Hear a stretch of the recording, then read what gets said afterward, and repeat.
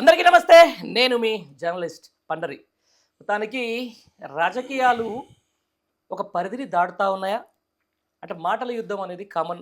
ఆహ్, స్వపక్షాలు, విపక్షాలు, లేకపోతే ప్రతిపక్షాలు, లేకపోతే ప్రభుత్వంలో ఉన్నటువంటి మంత్రులు వీళ్ళందరూ మాట్లాడే భాష మీద ఎప్పటికప్పుడు నియంత్రణ ఉండాల్సిన అవసరం ఉందా?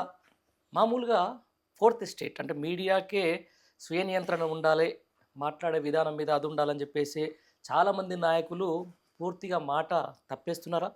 ఇష్టానుసారంగా వ్యక్తిత్వ హననానికి, లేకపోతే నాయకుల మాట ఒక పరిధి దాటి ముందుకెళ్తుందా అనే అంశానికి సంబంధించిన దాని మీద చాలా బయట చర్చలు నడుస్తూ ఉన్నాయి. రైట్. విమర్శ, ప్రతి విమర్శ, ఆ తర్వాత ప్రశంస, ప్రతి ఏమంటారు దాన్ని అదంతా ఉంటాయి. ఈ పక్కన పెట్టుకొని మొత్తానికి ఎట్లా అయిపోతుందంటే ఇక డైరెక్ట్ మాట అంటే మాట, డి అంటే డి, నేనంటే నిన్ను నీవు ఇంటోళ్ళని అంటున్న కాడికి వచ్చింది రాజకీయ నాయకుల పంత.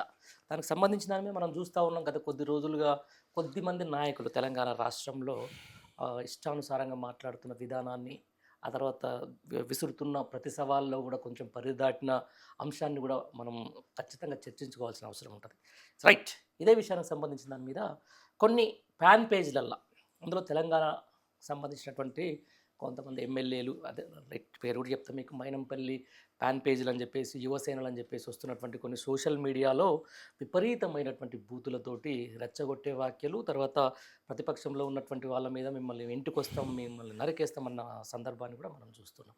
దీని మీద మనతో మాట్లాడేందుకు బీఆర్ఎస్ పార్టీ రాష్ట్ర నాయకులు గోగుల రవీందర్ రెడ్డి మనతో ఉన్నారు. ఆయన అడిగి మరిన్ని విషయాలు తెలుసుకునే ప్రయత్నం చేద్దాం. నిజంగా ఈ యొక్క ఎందుకు ఇట్లా మాట తూలుతున్నారు రాజకీయ నాయకులు, ఎందుకు ఇట్లా మాట జారుతున్నారు అనే అంశానికి సంబంధించి మాట్లాడదాం. అన్న నమస్తే. నమస్తే. జై రైట్. తెలంగాణ. జై తెలంగాణ. కొంచెం అగ్రెసివ్ నాయకునిగా మీకు పేరుంటుంది. మనం కొంచెం ఈరోజు నిమ్మలంగానే మాట్లాడుకుందాం. తప్పకుండా. రైట్. చూస్తున్నా కొన్ని ఫ్యాన్ పేజీలలో వస్తున్నటువంటి ఈ బెదిరింపు రాజకీయాలు అయితేనేది, ప్రతిపక్షాలకు తీరుగా అధికార పక్షంలో ఉన్న వాళ్ళకైతే తీరుగా, అధికార పక్షంలో ఉన్నోళ్ళు ఎంత పరిధి దాటినా కూడా కనీసం పట్టించుకునే వ్యవస్థ పోలీస్ వ్యవస్థ ప్రతిపక్షాల మీద చిన్న మాటకి ఈరోజు కేసులు వేసుకొని జైలు వేస్తున్నటువంటి పరిస్థితి. దీన్ని ఎట్లా చూస్తారు మరి? ఒకటన్నా, ఏదైతే ఈరోజు ప్రజెంట్ నడుస్తున్నటువంటి రాష్ట్ర వ్యాప్తంగా ఒక హాట్ టాపిక్ లెక్క తయారైంది ఇది. కేటీఆర్ గారు కానీ, హరీష్ రావు గారు కానీ, కేసీఆర్ గారి ఆదేశానుసారం వారి నాయకత్వంలో రాష్ట్ర వ్యాప్తంగా సభ్యత్వ నమోదుకు సంబంధించి కానీ పార్టీకి, ద సేమ్ టైం ఎస్ఐఆర్కి సంబంధించినటువంటి కార్యకర్తలకు ఒక అవగాహన కల్పించేటువంటి కార్యక్రమాలు పెట్టుకొని రాష్ట్రంలో అన్ని నియోజకవర్గాలు తిరుక్కుంటూ వస్తూ ఉన్నారు. అది వారికి ఉన్నటువంటి ప్రధానమైనటువంటి బాధ్యత. వారు బాధ్యత నెత్తినెత్తుకున్నటువంటి నాయకులు కాబట్టి దాంట్లో భాగంగానే మల్కాజిగిరి కూడా వెళ్ళారు కేటీఆర్ గారు. మేము ఒక పార్టీగా బీఆర్ఎస్ నుంచి చెప్తున్నాం అనేది కాకుండా సామాన్య ప్రజలు కావచ్చు, మేధావులు కావచ్చు, ఈవెన్ కాంగ్రెస్ వాళ్ళు కావచ్చు, ఓకే, బీజేపీ వాళ్ళని కూడా కోరుతా ఉన్నా, గమనించండి ఒకసారి. వారు ఏమన్నారంటే, గతంలో మా కార్యకర్తల పైన, ఎందుకంటే కార్యకర్తలకు నాయకుడు నాయకత్వం వాళ్ళది కాబట్టి వారికి ఆసర ఇవ్వాల్సినటువంటిది, ఆపదలో అండగా ఉండాల్సినటువంటి బాధ్యత కేటీఆర్ గారి పైన ఉంది. గతంలో ఇక్కడ దాడులు జరిగితే మొత్తం మంది ఎమ్మెల్యేలతో సహా, నాయకులతో సహా మీకు అండగా మేము వచ్చి వినబడ్డాం. ఈ ప్రభుత్వానికి పాలించుడు చేతగాక మీ పైన దాడులు చేసే క్రమంలో రేపటి రోజు ఏదైనా ఇబ్బంది అయినా సరే ఖచ్చితంగా మేము వస్తాము అని చెప్పిండు. ఈ రౌడీజాలకు వీటికి భయపడే ప్రసక్తే లేదు అన్నాడు. దొంగలు అంటే భుజాలు తడుముకుంటే ఎందుకు నాకు అర్థం కాదు. రౌడీల చేత మీరు వేధింపబడితే మీకు అండగా మేము ఉంటామని కేటీఆర్ గారు అంటే, ఈ మైనంపల్లి ఎందుకు ఎగిరెగిరి పడుతున్నాడు? ఆయన మొత్తానికి ఏదో నేల విరిచి సాం చేస్తూ ఉన్నాడు. వేస్తాం తీస్తాం, అరే తొరే.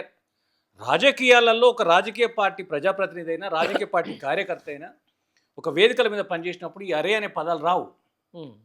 మీరు గమనించండి, ఆయన మాట్లాడినంతసేపు కేటీఆర్ గారిని అరే అనే సంబోధిస్తున్నాడు. మేమనరాదా? అరే హనుమంతరావు అని మేమనరాదా? అరే రోహిత్ అని మేమనరాదా? అసలు నువ్వెందుకు స్పందించింది దానికి సమాధానం చెప్పాలి. మల్కాజ్గిరి అంటే ఆబ్వియస్లీ స్పందిస్తాడు కదా ఆయన. నేను ఏమంటున్నా, మైనంపల్లి అనే పేరు కానీ, ఆ వ్యక్తికి సంబంధించిన వ్యక్తుల పేర్లు కానీ కేటీఆర్ గారు తీయలే. రౌడీల దాడులకు భయపడొద్దు అంటే మీరు స్పందించింది. ఓకే, నువ్వు అన్వయించుకున్నావు కావచ్చు, స్పందించినప్పుడు ఏదైతే ఒక మంచి భాషలో కేటీఆర్ గారు చెప్పిండ్రో అదే భాషలో నువ్వు చెప్పొచ్చు. నువ్వు 10 తిట్టుకుంటూ చెప్పిన మాటకు కూల్గా ఆలోచన విధానంతో మంచిగా చెప్పిన మాటకు గదే అర్థం వస్తుంది. 100%. అంటే పెడదర్థాలు దారిస్తే నువ్వు ఆ విషయంగా ఏదో ఎగిరిగిరి పడితే అవును. నేనేమంటా ఉన్నాను, ఒక రాజకీయ పార్టీ నాయకుడిగా ఉమ్. ఇవాళ నీకు ఏదైతే నీ అనుచరులు ఉన్నారో, కార్యకర్తలు అన్నా నేను, అవును. నువ్వు చేసే రౌడీజానికి కొంతమంది నీకు అనుచరులు ఉన్నారు. ఉమ్. ఇవాళ వాళ్ళు పెట్టినటువంటి ప్రెస్ మీట్లు ఏంది, ఇది వినండి ఒకసారి. अरे कहा रहता रे भाई के लोड़े तो कहा रहता बोल तेरी मैया को छोड़ो तेरा एड्रेस बोल अच्छा छेड़ो तो साले वाइट ఉమ్. तेरी माँ को छोड़ो बड़े आदमी पुलिस था बड़ा हो गया ఉమ్. क्या समझ रहा पहले गाड़े तो ఉమ్. ఇదే కాదు ఇంకా ఉమ్. ఈ ఫోటోలో కనబడేటోడు మహేష్ యాదవ్ అంట మీరు ఒక దొంగ చోరుగాడు దాని ఫోటోలో చూస్తేనే పేరు మూతి నా కొడుకు మీసాలు కూడా లేవు కేటీఆర్ పైకి వెళ్ళండి. ఏమ్రా మహేష్ యాదవ్ ఏమనుకుంటున్నారా కదా రణవు ఇదే కాదు. ఉమ్. మహేష్ యాదవ్ అట అయితే నేను ఏమంటున్నా అంటే, ఇప్పుడు నేను చూపండి కొన్ని మాత్రమే. అదే అంటున్నా, పరిధి అయితే దాటి దీంట్లో ప్రతి ఏ ఒక్కరు కూడా నేను ఒక పార్టీ కార్యకర్తను, లేకపోతే ప్రభుత్వం కాంగ్రెస్ ప్రభుత్వం మాకేమో చేసింది అని అంటలేరు. అవ్వను అక్కని ఇష్టం వచ్చినట్టు తిట్టుకుంటూ, మాకు హనుమంత్ అన్న పైసలు ఇస్తాడు, రోహిత్ అన్న పైసలు ఇస్తాడు, వాళ్ళు పైసలు ఇచ్చేటోళ్ళు వాళ్ళని ఎట్లా అంటావు ఉమ్. అంటే, ఒక ప్రజాప్రతినిధికి పైసలు వంచుడే ఏజెండా కాదు. నీ ప్రజాప్రతినిధిగా నువ్వు కానీ నీ అనుచరులు ఏదైతే నీ తోక గ్యాంగ్ ఉన్నదో ఆ గ్యాంగ్ చెప్పాల్సింది ఏంది, మా నాయకుడు ప్రజాప్రతినిధి ఉన్నప్పుడు మా ప్రభుత్వంలో గీ మేలు చేసిండు కాన్స్టిట్యున్సీ కానీ హైదరాబాద్ కానీ అని చెప్పుకోవాలి. ఉమ్. డబ్బులు ఎంతమందికి ఇస్తావు? ఒక్కొక్క కాన్స్టిలో 2 లక్షలు 3 లక్షల మంది ప్రజలు ఉంటారు. ఎంతమందికి డబ్బులు వస్తావు? అంటే ఈ డబ్బులు తీసుకున్న వాళ్ళు మాత్రమే వచ్చి వీడియోల ముందర తిట్టే విధానంలో నేను ప్రధానంగా ఏదైతే రాష్ట్ర ముఖ్యమంత్రి రేవంత్ రెడ్డిని అడుగుతా ఉన్నాను. బాల్క సుమన్ తిట్టిండు, బాల్క సుమన్ ఏదో రెచ్చగొట్టిండు, కొంత హింసకు పాల్పడే విధంగా మాట్లాడినని చెప్పేసి ఈకలు తోకలు ఏవేవో కలిపి కేసులు పెట్టి జైలు పాలు చేసిండు. ఇవాళ ఆయనకు సంబంధం లేనటువంటి కేసులు బుక్ చేస్తా కూడా న్యాయస్థానం ఆశ్రయిస్తే న్యాయస్థానం ఇది కరెక్ట్ కాదని చెప్పి ఆ కేసులు కొట్టేసింది. అవును. అవును. నేను అదే న్యాయస్థానాన్ని కానీ అదే రేవంత్ రెడ్డి కానీ ముఖ్యమంత్రి ఇదే కాంగ్రెస్ ప్రభుత్వాన్ని అడుగుతా ఉన్నా. మరి ఈ రకంగా రెచ్చగొట్టుకుంటూ అమ్మ నా బూతులు తిరుగుతున్న వీళ్ళపైన చర్యలు తీసుకోవడానికి మీ కళ్ళకి ఎందుకు గంతలు కట్టుకుంటా ఉన్నారు? మీ కళ్ళు కనబడతలేవా? అసలైనా మీ పార్టీ కాదా? మరి మీ పార్టీ ఇది, మా భాష ఇది అంటావా కాంగ్రెస్ పార్టీ? అదನ್ನು బహిర్గతం చేయాలి వాళ్ళు.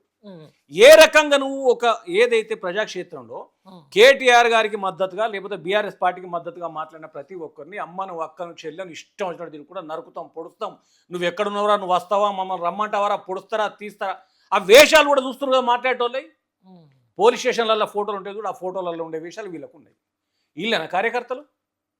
అసలు ఒక్క కార్యకర్త కాంగ్రెస్ పార్టీ కండు వేసుకొని కనబడుతున్నాడా?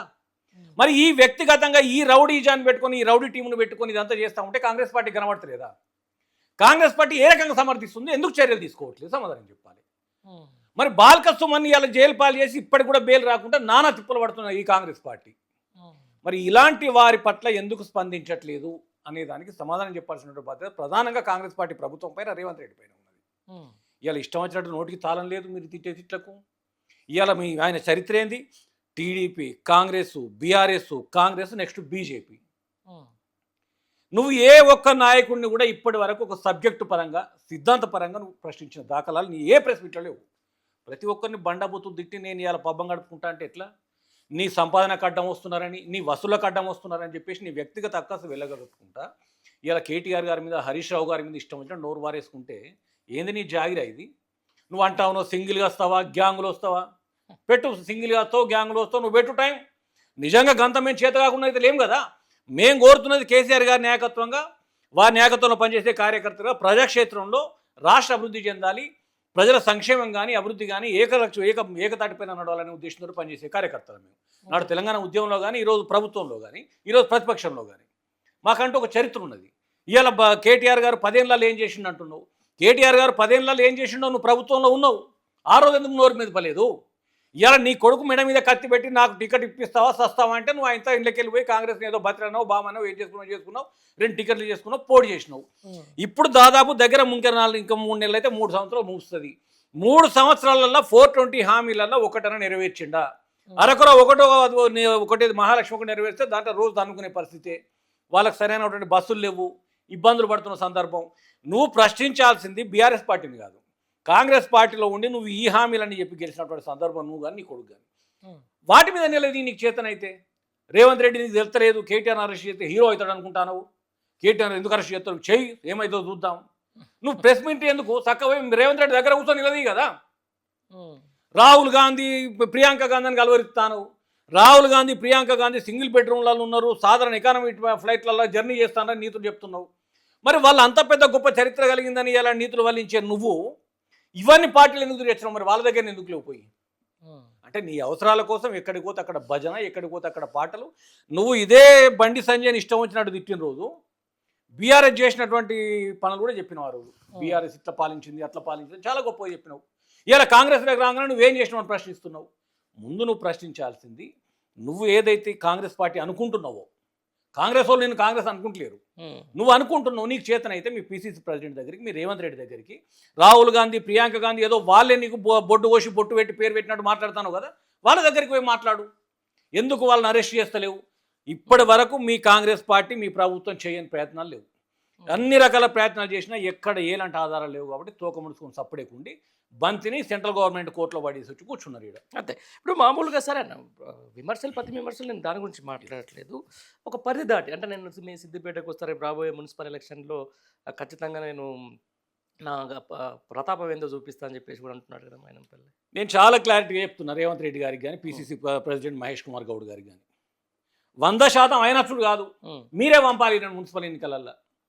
సిరిసిల్లకు పంపాలి, సిద్దిపేటకు పంపాలి, గజ్వేలకు పంపాలి, మెదక్ పంపాలి, మల్కాజ్గిరి పంపాలి, ఈ నియోజకవర్గాలు అన్నిటికీ పంపాలి. నేను ఇక మాకు బీఆర్ఎస్ పార్టీకి పనిచేసిన అవసరం లేదు. ఈ సిపాయిని ముందర పెడితే చాలు, మేము ఎట్లా గెలవడం మేము గెలుచుకొస్తాం. నిజంగా నువ్వు వస్తానంటున్నావు కదా, నీకు దమ్ము ఉంటే మీ ఆదిష్టాలను ఒప్పించుకొని నువ్వు చెప్పిన నియోజకవర్గాల ఇంటికి వచ్చి నువ్వు ప్రచారం చేయి. బస్ అప్పుడు మీ కాంగ్రెస్ పార్టీ చరిత్ర తెలుసు. రేపు ఎందుకంటే సిద్దిపేటలో అయ్యి ఉన్నాయి కదా మున్సిపల్ ఎలక్షన్లు ఉన్నాయి కదా, దానికి సంబంధించి ఇన్ఛార్జ్ను కూడా పీసీ చేసింది, ఆయనకు ఇచ్చేసింది. అది సిద్దిపేట మున్సిపల్ ఎన్నికలలో ఈయన ప్రతాపం ఏందో చూపెట్టమని ఇప్పుడు పోయి ఇదే రౌడీజం పోయి అక్కడ చేయమను. ఈ ఉడత ఊపులకు, ఈ తోక జాడింపులకు భయపడతాందుకు లేడు హరీష్ రావు. చిన్నప్పటి నుంచే మేనమామ కేసీఆర్ గారు అడుగుజాడలో వారి నాయకత్వంలో పనిచేసి ఏమంటారు చూడు, తీరొక్క ఏషం కట్టిన చరిత్ర హరీష్ రావుకు ఉన్నది. ఏ ఎండకు ఏ గొడుగు పట్టాలి, ఏ వర్షానికి ఏ గొడుగు పట్టాలి, ఎక్కడ ప్రజలకు ఏ రకం సాయం చేయాలి, ప్రజలను ఇబ్బంది పెట్టడానికి ఎట్లా సమాధానం చెప్పాలి, ఎక్కడ అధికార యంత్రాంగాన్ని ఉపయోగించుకొని అభివృద్ధి చేయాలి, ఎక్కడ అధికారాన్ని ఉపయోగించుకొని సంక్షేమ ఫలాలు అందించాలి, ఇవన్నీ తెలిసినటువంటి కలగలిపినటువంటి నాయకుడు హరీష్ రావు. నీ లెక్క పూటకో బాగుతాం అంటే నాయకుడు కాదు హరీష్ రావు. హరీష్ రావు పేరు ఉచ్చరించే కనీస స్థాయి కూడా నాకు లేదు. ఈయన చరిత్ర అది. మున్సిపల్ ఎన్నికలల్లో నాట్ ఓన్లీ సిద్దిపేట మేము రిక్వెస్ట్ చేస్తూ ఉన్నాం రేవంత్ రెడ్డిని, మహేష్ కుమార్ గౌడ్ను. ఈయన ఏ నియోజకవర్గాలు పోతున్నారని ఎగిరెగిరి పడతాడో ఆ నియోజకవర్గాలలో అయ్యా కొడుకులు ఇద్దరిని పంపుండ్రి, పంపాడ ప్రచారం చేయించుండ్రి.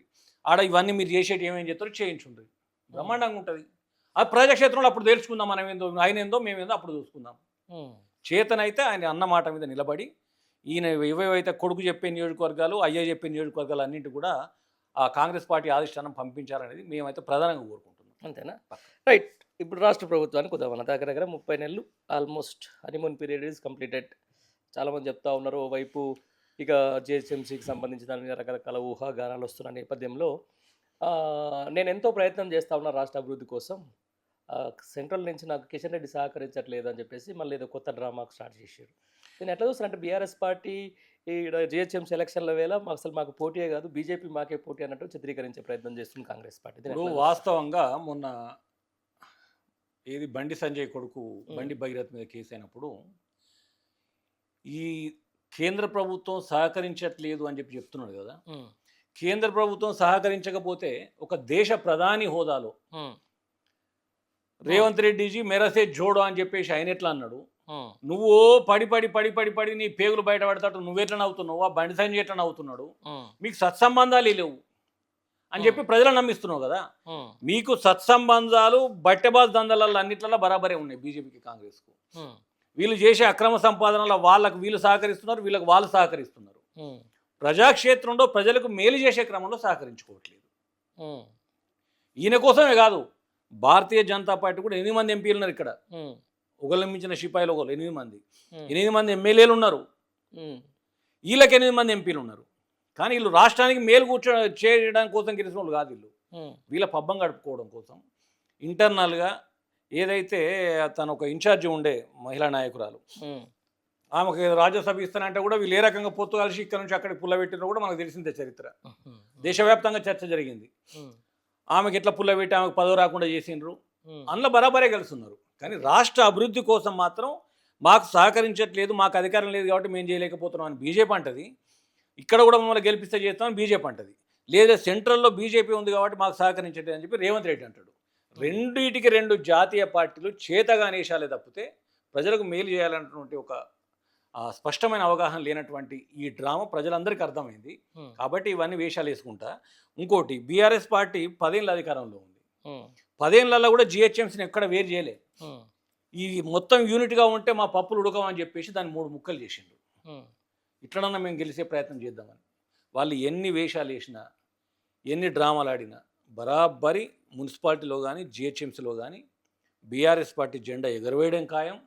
మైనంపల్లి హనుమంతరావు లాంటి వాళ్ళు ఒక్కొక్క నియోజకవర్గానికి 10 మంది పోయినా అది మాకు మేలే తప్ప నష్టం చేయదు. అంతేనా? రైట్. ఇప్పుడు మామూలుగా ప్రజాస్వామ్యంలో ఎలక్షన్స్ అనేది చాలా కీలకం. ఎలక్షన్లకు భయపడొద్దు మామూలు. ఎప్పుడైనా యాజ్ పర్ రూల్గా నడిచిపోవాలి. సరే, జిహెచ్ఎంసీ అనేది ఆల్మోస్ట్ 1 ఇయర్ దగ్గరికి వస్తూ ఉంది. ఈ ఎంపీటీసీ జెడ్పీటీసీ ఎలక్షన్ల సంగతి ఎట్లా ఉందండి మీ రూరల్ అక్కడ మంచిర్యాల సైడ్? ఏమంటారు జనాలు? ఎంపీటీసీ జెడ్పీటీసీ ఎన్నికలు ఒకటి ఉన్నాయి అనేది ప్రభుత్వమే మర్చిపోయింది. ఆయన పెడతాడా పెట్టడా, ఆయన వాటిని జాగా తీసుకుంటూ దాటేసుకుంటూనే వస్తూ ఉన్నాడు. బీఆర్ఎస్ పార్టీ ఏ రోజు ఏ ఎన్నికకు భయపడలేదు. ఓటమిని గౌరవంగానే స్వీకరించింది, గెలుపును గౌరవంగానే స్వీకరించింది. ఓటమిలో మా వైపు ఏమైనా వైఫల్యాలు ఉంటే సవరించుకుంటాం, సర్దుకుంటాం అని చెప్పింది. గెలుపును మీరు మమ్మల్ని నమ్మి మాకు అప్పచెప్పిన బాధ్యతను ఎక్కడ కూడా స్వార్థం లేకుండా నిర్వహిస్తామని చెప్పేసి ముందుకు పోయింది. ఇలా గ్రామాలలో చాలా మటుకు సర్పంచ్ ఎలక్షన్ కూడా మొన్న మధ్యనే ఎంపీటీసీ జడ్పీటీసీల కోసం కార్యకర్తలు కానీ ప్రజలు కానీ అందరు సిద్ధంగా ఉన్నప్పటికీ అసలు ఆ ఊసే లేకుండా, ఎందుకంటే రాష్ట్ర ప్రభుత్వానికి తెలుసు ఇలా గ్రామాలకు పోయేందుకు ఏ ముఖం పెట్టుకుని గ్రామాలకు పోతారు. పెంచుతామని చెప్పిన పెన్షన్ 2000, ఆయన ఏది కోమటిరెడ్డి అన్నాడు, కేటీఆర్ ఇక చూడు 4000 అంటే ఆ పోస్టర్లోనే కనబడ్డాయి 4000. ఇవరకు ఎవరికి 4000 రాలే. ఆ 4000 ఇచ్చిన ముఖం లేదు. వికలాంగులకు 7000 8,000 ఇస్తాను, ఆ ముఖం లేదు. ఏదైతే రైతు బంధు కేసీఆర్ నువ్వు 2000కి 2 పంటలు ఇస్తాను, 3వ పంటకు నీ అయ్యిస్తాడా అంటే 3వ పంటకు అయ్యిచ్చుడు మాట దేవుడేరు. కానీ ఉన్న రైతు బంధు కూడా కొట్టు కూర్చున్నారు ఇవాళ వీళ్ళు. రైతు బంధుకి ఇలా కిస్తీ కట్టక రైతు బీమా ఇంప్లిమెంట్ అయితలేదు ఇప్పుడు. దాంతోపాటు కళ్యాణ లక్ష్యంలో తులం బంగారం ఇస్తాం, మేము పంటల మీద బోనస్ ఇస్తాం, ఇంతకంటే సిపాయిల మేము కౌలు రైతులకు కూడా ఇస్తామన్నారు. అట్నే మీ జర్నలిస్ట్ సోదరు అడిగిండు, మీరు కౌలు రైతులకు ఇస్తామంటున్నారు, మరి పట్ట ఏమో రైతు మీద ఉంటుంది, రైతుకి ఎట్లా ఇస్తారు, కౌలు రైతుకి ఇస్తారు? అదే మీరు కన్ఫ్యూజ్ అవుతున్నారు. రైతుకి ఇస్తాం, కౌలు రైతుకి ఇస్తాం, మేము సిపాయిలం అని చెప్పిండు. ఇవరకు కౌలు రైతుల జోలు తీసిండు ఎక్కడన్నా? ఏదైతే కేసీఆర్ కిట్ అని చెప్పేసి గర్భిణీ స్త్రీలను ఇంటికెళ్ళి తీసుకొచ్చి ఆమె ఏదైతే గర్భిణిగా కన్ఫర్మ్ అయిన రోజు నుంచి డెలివరీ అయ్యేదాకా ప్రభుత్వం పూర్తి స్థాయి సపర్యాలు చేసి ఆ గర్భిణీ స్త్రీని తీసుకొచ్చేసి కాన్పు చేసి తీసుకుపోయి ఇంట్లో పెట్టి కేసీఆర్ కిట్ రూపాయన ఒక 15,000 రూపాయల దాకా లాభం చేసి అవే కొట్టినవు.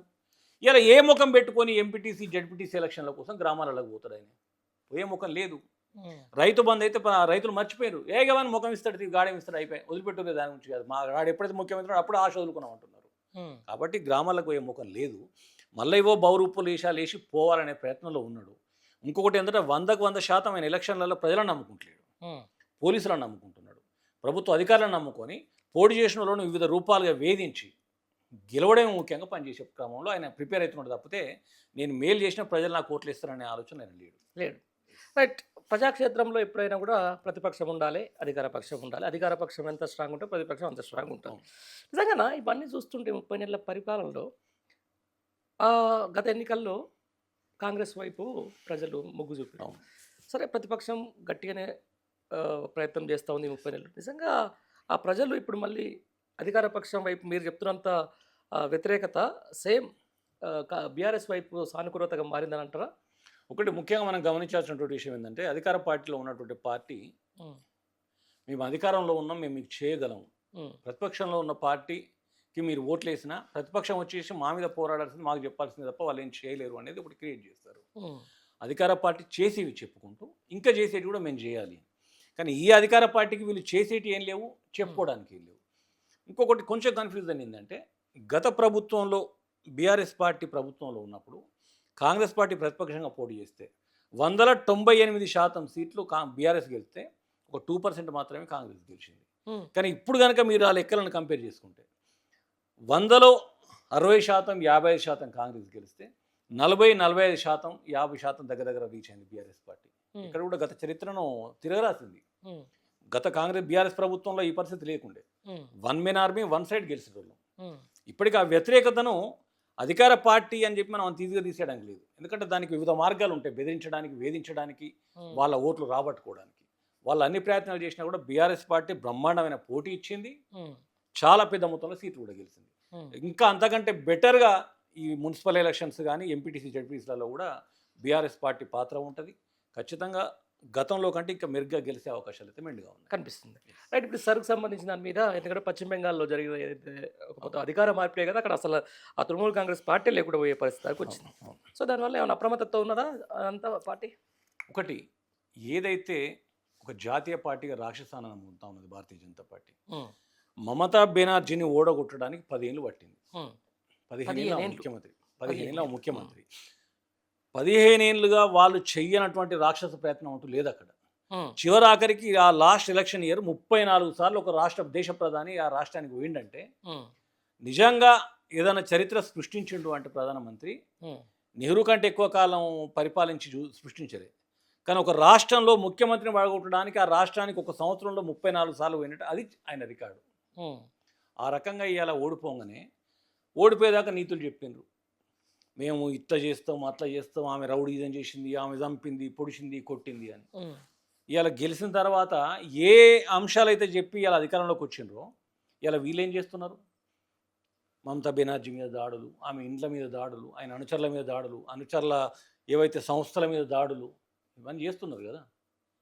ఎప్పుడు కూడా ఒక ఓడిపోయిన వాళ్ళు చేతగానోళ్ళు అనుకుంటే మన పతనం మనం కోరుకున్నట్టే. ఈరోజు ఎగిరెగిరి పడుతున్న ఏ మాట్లాడుతున్న వాళ్ళందరికీ కూడా ప్రజాక్షేత్రంలో ప్రజల తీర్పు రేపు చాలా బలంగా ఉంటుంది. ఏదైతే వాళ్ళు ఇచ్చే తీర్పుకు దిమ్మ తిరిగిపోద్ది. ఎప్పుడు మమతా బెనర్జీ వీళ్ళు ఎగిరెగిరి పడుతున్నారు, ఆమె మేము అణిచివేసినాం, తొక్కివేసినాం అని, కానీ ఆమె భయపడతలేదు. ఆమె చేయాల్సిన కార్యక్రమాలు బ్రహ్మాండంగా ప్రజాక్షేత్రంలో ఆమె చేసుకుంటూ పోతా ఉన్నది. ఖచ్చితంగా తిరిగి అంతకు రెట్టింపుగా ఆమె సమాధానం చెప్పే రోజులు వస్తాయి. ఏవైతే ప్రధాన ఆమె అనుచరుల ద్వారా వీళ్ళు కొంచెం శాసించాలని చూస్తున్నారో అది శాశ్వతం కాదు.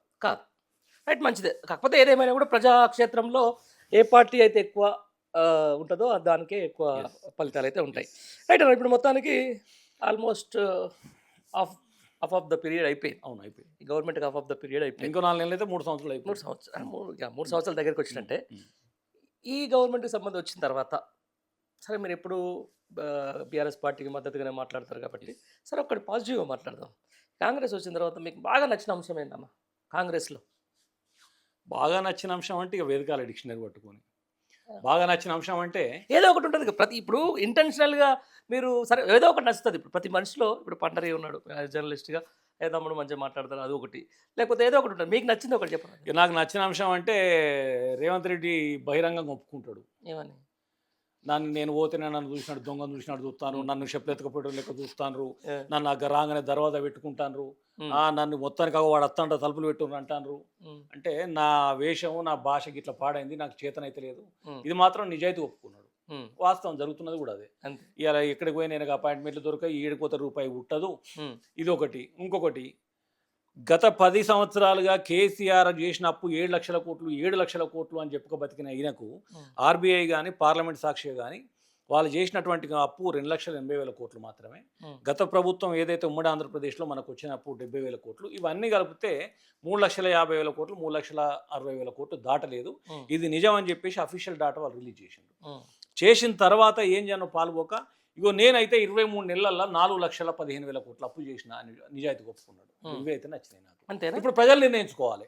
మరి 10 ఏళ్లలో చేసింది 3,50,000 కోట్లలో 70,000 కోట్లు పాత ప్రభుత్వం ఇచ్చిపోయిందే మనకు. మరి ఇప్పుడు కేసీఆర్ గారి ప్రభుత్వంలో ఈ 2,80,000 కోట్లలో కలెక్టరేట్లు కట్టిండ్రు, ప్రాజెక్టులు కట్టిండ్రు, మెడికల్ కాలేజీలు కట్టిండ్రు, హాస్పిటల్ కట్టిండ్రు, స్కూల్ భవనాలు కట్టిండ్రు, పెన్షన్లు ఇచ్చిండ్రు, రైతు బంధులు ఇచ్చిండ్రు, ఇవన్నీ ఇచ్చిండ్రు. మరి 4,15,000 కోట్లు అప్పు చేసిన అని చెప్పేసి ఇంత మంచిగా ఓపెన్గా చెప్తున్నాడు కదా. మరి ఈ 4,15,000 కోట్లు ఎవడు మింగిండి అనేది ఇప్పుడు ప్రజలు నిర్ణయించుకోవాలి. అంతేనా? రైట్, నేను ఒక 3 సెగ్మెంట్లు చెప్తా, ఇక కంప్లీట్ చేస్తా. ఇప్పుడు హైదరాబాదు ఒక సెగ్మెంటు, ఉత్తర తెలంగాణ, దక్షిణ తెలంగాణ. అప్పుడున్నటువంటి బీఆర్ఎస్ పార్టీకి హైదరాబాద్ అంటే సరే అంత దూరమైన డెవలప్మెంట్ ఈరోజు ప్రపంచవ్యాప్తంగా అది చూస్తుంది, నడిచిపోతుంది. ఉత్తర తెలంగాణ మీద ఉన్నంత ప్రేమ దక్షిణ తెలంగాణ మీద బీఆర్ఎస్ పార్టీ చూపలేకపోయింది. అయినా కానీ ఉత్తర తెలంగాణలో కనీసం బీఆర్ఎస్ పార్టీ ప్రజలు నమ్మలేదు. అంటే మీరు ఏమంటారు? ఒకటి ప్రధానంగా ప్రజలు నమ్మకపోవడానికి బీఆర్ఎస్ పార్టీకి ఒక చోట ప్రేమ ఉంది, మరొక చోట ప్రేమ లేదు అనేది కాదు. దానికి కనపడుతుంది. 3 ఏళ్ల కాళేశ్వరం ప్రాజెక్టు కట్టి ముఖ్యంగా 10 ఏళ్ల పాలమూరు రంగారెడ్డి ఎందుకు ఆపినట్టు? ఇది గమనించాల్సింది. కాళేశ్వరం ప్రాజెక్టు కట్టడం ఒకటే కరీంనగర్ జిల్లా ఆదిలాబాద్ జిల్లా సరిహద్దులో కట్టినప్పటికీ ఆ కరీంనగర్లో ఆదిలాబాద్ కరీంనగర్ మధ్యలో కట్టినటువంటి కాళేశ్వరం తోటి తెలంగాణ వ్యాప్తంగా నీళ్లు వారిపించిండ్రు. ఈ అన్నింటి కూడా నీళ్లు వారించి రైతన్నలను ఆదుకోవాలి, వీళ్ళను హక్కున చేసుకోవాలనే ఉద్దేశం తప్పితే మరొకటి కాదు. ప్రధానంగా ఈ ప్రేమ లేక ఓడగొట్టలే. ఏంటంటే తెల్లవారి లేస్తే ఈ కోటొక్క మేధావులు, స్వయం ప్రకటిత మేధావులు, ఈ అధికారం కోసం 4 రోజులు అధికారం అనుభవించి బయటకు వస్తున్న మేధావులు, వీళ్ళందరూ, వీళ్ళతో పాటు ఈయనే ఇంకా కొన్ని మెయిన్ స్ట్రీమ్ మీడియా సీమాంధ్ర నుంచి శాసించేటోళ్ళు, వీళ్ళంతా కలిసి తెల్లవారు లేస్తే కేసీఆర్ మీద, కేటీఆర్ మీద, హరీష్ రావు మీద కుటుంబ పాలనని, ఇంకేదో పాలన అని చెప్పుకుంటా, దాంతోపాటు అప్పులు అవినీతి అని చెప్పుకుంటూ, లేదు మేము వస్తే 4,000 ఇస్తాం 10,000 ఇస్తాం అని చెప్పేసి ఇట్లా కళ్ళబొల్లి కబుర్లు చెప్పి ప్రజలను అయోమయానికి గురి చేసి ఇన్ని ప్రయత్నాలు చేసే క్రమంలో జస్ట్ 1.8% ఓటుతోటి బీఆర్ఎస్ పార్టీ ప్రభుత్వాన్ని కోల్పోయింది. కానీ ఎక్కడ కూడా ఏ ప్రాంతాన్ని కూడా కేసీఆర్ గారు అభివృద్ధి చేయకుండా పోలే. పాలమూరుకు కూడా దాన్ని అభివృద్ధి చేసే విధంగా అన్ని రకాల ప్రయత్నాలు కొనసాగుతున్నాయి. నిజంగా కూడా ప్రజలకు కానీ మాకు కానీ చాలా బలంగా ఉండే. నెక్స్ట్ గవర్నమెంట్ మనదే వస్తుంది. ఈ గవర్నమెంట్లో కూడా ఈ పెండింగ్ వర్క్స్ అన్ని కంప్లీట్ చేయాలి. ఏవైతే ఐటీ ఇండస్ట్రీస్ని ఇంకా డంప్ చేసి తెలంగాణలో ఉన్న నిరుద్యోగ యువకులకు మనం అండగా నిలబడి వారికి ఉద్యోగాలు కల్పించాలనే ఉద్దేశంతో వీళ్ళంతా ప్రిపేర్ అయి ఉన్నారు తప్పితే ఓడిపోతుంది బీఆర్ఎస్ అనే ఆలోచన ఎవరికి, ప్రజలకు కానీ మాకు కానీ లేదు. నిజంగా చాలామంది చెప్తారు ఇప్పుడు కూడా టీవీలలో, ఓడిపోతే మా ఎమ్మెల్యే ఓడిపోతారు కావచ్చు కానీ కేసీఆర్ గారి ప్రభుత్వం వస్తుంది అని నమ్మిండ్రు. ఇది కూడా ప్రధాన నష్టం చేసింది తప్పితే ఏ ప్రాంతం మీద ప్రేమ లేదు అనే ఆలోచన కేసీఆర్ గారికి ఎప్పుడు ఉండదు. కేసీఆర్ గారు ఏంటంటే రాష్ట్రంలో నలుమూలల పోటీ చేసి గెలిచి వచ్చినటువంటి వ్యక్తి. ఏదో ఒక జిల్లాకు పరిమితం, ఒక నియోజకవర్గానికి పరిమితం కాలేదు. సో అట్లాంటి ఆలోచన లేదు. కానీ 100% తెలంగాణ అంటేనే నా ఇల్లు అనే భావనలో కేసీఆర్ గారు పనిచేసిండ్రు.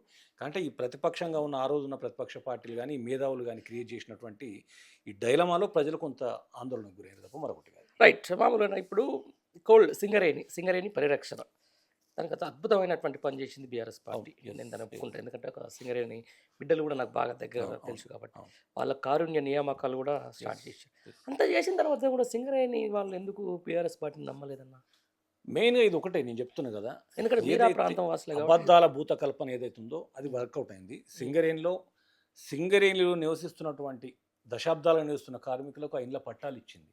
ఈ భూమి మీ సొంతం, అదే అన్ని ఇచ్చిన తర్వాత ఇల్లు కట్టుకోండి. కారుణ్య నియామకాలు ఏవైతే ఉన్నాయో మెడికల్ బోర్డు రద్దు చేసేసి ఏదైతే ఈ తండ్రి ఉద్యోగం కొడుకు వచ్చేటి ఇవన్నీ తీసేసే క్రమంలో కూడా కేసీఆర్ గారు అండగా నిలబడి వాళ్ళందరికీ ఉద్యోగాలు ఇవ్వడం, ఎట్ ద సేమ్ టైం లాభాలలో పెద్ద మొత్తంలో కార్మికులకు వాటాలు ఇవ్వడం, నష్టాల్లో ఉన్న సింగరేణిని గట్టెక్కించడం, ఇవన్నీ చేసినప్పుడు ఇది ఒక్కటే మెయిన్ ఏంటంటే ఆ రోజు ఉన్నటువంటి కాంగ్రెస్ పార్టీ ఆడిన ఆటలోనే మళ్ళీ కంటిన్యూస్గా 10 ఏళ్ళు సింగరేణిలో ఎలక్టెడ్ యూనియన్గా ఉంది టీబీజీ కేసు. వీటన్నింటినీ కొంచెం గందరగోళాన్ని సృష్టించి బీఆర్ఎస్ పార్టీని ఓడగొట్టే పరిస్థితి. ఆ పరిస్థితికి వచ్చినప్పుడు ఇంకోటి ఏంటంటే నెక్స్ట్ బీఆర్ఎస్ కూడా టీబీజీ కేసు కూడా పోటీ చేయలేదు లాస్ట్ టైం. ఈ పరిస్థితిలో అక్కడ కొంత ఇబ్బందికి గురైంది. కానీ ఇప్పుడు ఏదైతే హరీష్ రావు గారు సింగరేణిలో పర్యటిస్తూ కాంగ్రెస్ ఆడుతున్న ఆటలు, కాంగ్రెస్ దోసుకుంటున్న దోపిడీ, కాంగ్రెస్ చూపెడుతున్న దొంగలెక్కలను నిలదీస్తే ఏం చేయనో వాళ్ళు పోక ఉప ముఖ్యమంత్రి ఉరికొస్తాడు, శ్రీధర్ బాబు ఉరికొస్తాడు, అంగడంగడి ఆగమాగం అవుతా ఉన్నారు. కానీ వీళ్ళ దొంగతనాలు, వీళ్ళ దోపిడీలు మొత్తం ప్రజల మధ్యలో పెట్టి వచ్చేసిండు హరీష్ అన్న. అవి ఇలా ప్రధాన టాపిక్గా నడుస్తూ ఉన్నాయి. రేపు రాబోయే రోజుల్లో వీటన్నింటి నుంచి సింగరేణి కాపాడుకునే ఆలోచన బీఆర్ఎస్ పార్టీకి ఉన్నది. ఎట్ ద సేమ్ టైం ఇదే మీ ప్రజలలో కానీ కార్మికులలో కానీ బీఆర్ఎస్ పార్టీ కేసీఆర్ గారి నాయకత్వమే తెలంగాణ పార్టీకి, తెలంగాణ రాష్ట్రానికి కానీ మాకు కానీ శ్రీరామ రక్ష అన్నటువంటి ఆలోచన కూడా ప్రజలలో ఉన్నది. ఆ పరిస్థితి మరొకసారి రాదు. ఒక ఓటమి, ఒక వెనకడుగు ఏదైతే వేసినామో ఆ 10 గెలుపులతో సమానంగా మళ్ళీ ముందుకు పోతాం, 10 అడుగులు ముందుకేస్తామనే అటువంటి భరోసా 100% వీళ్ళ ప్రజాక్షేత్రంలో ప్రజలు ఇస్తున్నటువంటి మద్దతును చూస్తే తెలుస్తూ ఉంది. రైట్ అన్న మొత్తానికి. సరే చూద్దాం ఆఫ్ ద పీరియడ్. ఇప్పుడు కూడా మనం ఎర్లీగా టాక్ రానున్న రోజుల్లో సరే మీ పోరాటం లేకపోతే నిజంగానే మీరు అన్నట్టు రాజకీయ నాయకుల్లో విమర్శించే విధానంలో మార్పు రావాలి, హుందాతనం పెరగాలని చెప్పేసి మనం కూడా కోరుకుందాం. నమస్తే అన్న.